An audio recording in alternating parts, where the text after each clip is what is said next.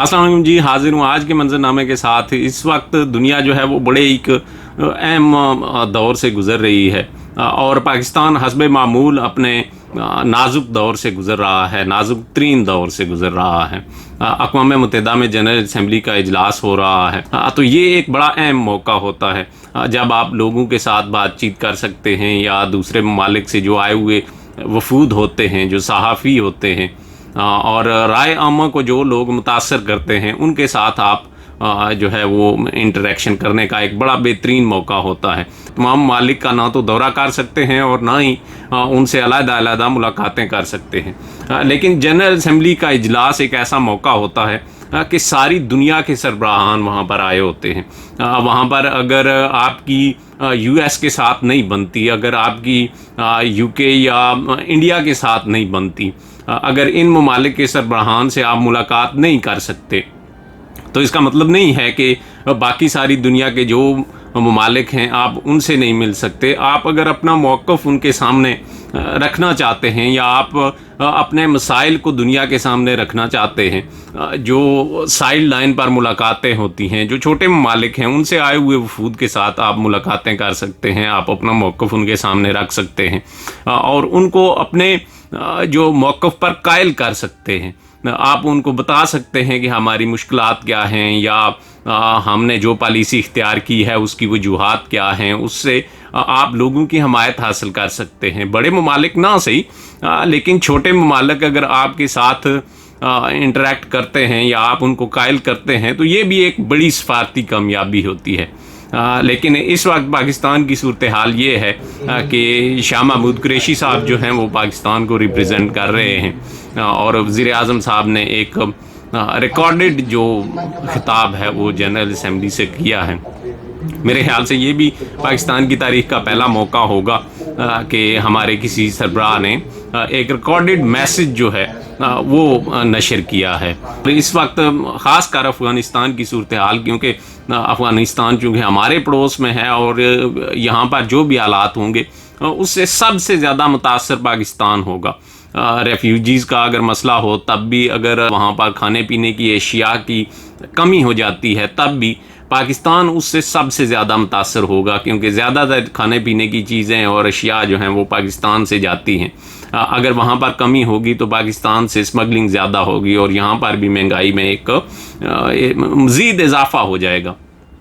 तो ऐसी सूरत हाल में आपको अपने घर से निकलना चाहिए था, दुनिया के सामने आपको जाना चाहिए था। अगर बड़े ममालिक आपकी बात सुनने के लिए इस वक्त तैयार नहीं हैं तो साइड लाइन पर जो मुलाकातें होती हैं वहाँ पर आपको अपना मौक़िफ़ रखना चाहिए था और बेहतर तरीके से आप पाकिस्तान को रिप्रेजेंट कर सकते थे। लेकिन आपने पाकिस्तान में बैठ कर ही मामलात को डील करने को तरजीह दी है। हमारे यहाँ ज़्यादातर अपने फ़ायदे का जो अंदाज़ा है या जो अपनी कामयाबी का अंदाज़ा है वो सिर्फ इसी बात से लगाया जा सकता है कि आप इंडियन मीडिया देख लीजिए।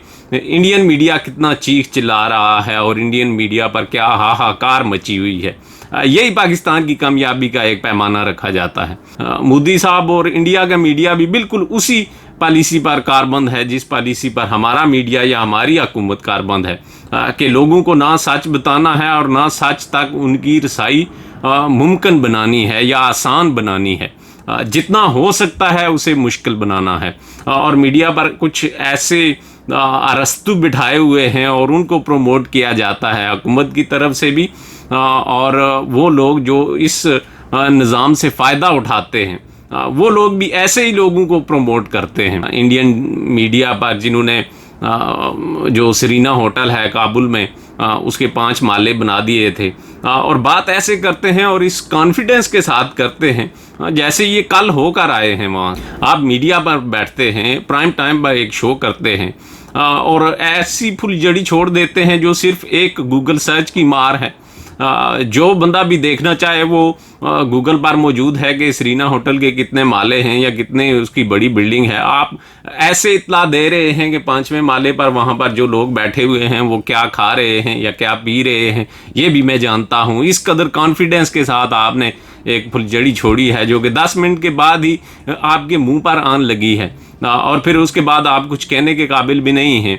तो इस तरह के जो लोग हैं वो मीडिया पर बिठाना इस तरह की हुकूमत की मजबूरी होती है कि वो लोगों को ऐसे इश्यूज़ में उलझाए रखें जिनका कोई ख़ास मकसद नहीं है, सिवाय इसके कि असल इश्यूज़ पर से तवज्जो हटाई जाए।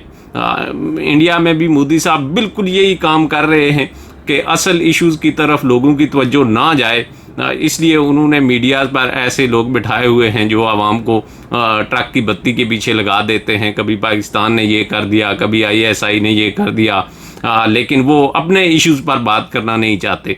और जो उनकी अपनी खारजा पॉलिसी है या उसमें जो आपकी नाकामी है उस पर बात नहीं करना चाहते। हर बात का इल्ज़ाम जो है वो पाकिस्तान पर और पाकिस्तान के इदारों पर लगाकर वो समझते हैं कि हमारा बस इतना ही काम है कि बस लोगों को एक तरफ लगाए रखो ताकि दूसरी तरफ से अपना काम आसान हो। जिस तरह के सरमायादार वहाँ पर आम जो आवाम है उसके इस्तेसाल में लगे हुए हैं, और जो किसानों के साथ हो रहा है, अकलीतों के साथ जो हो रहा है, वो भी ज़ाहिरी बात है उसी सोसाइटी का एक इशू है।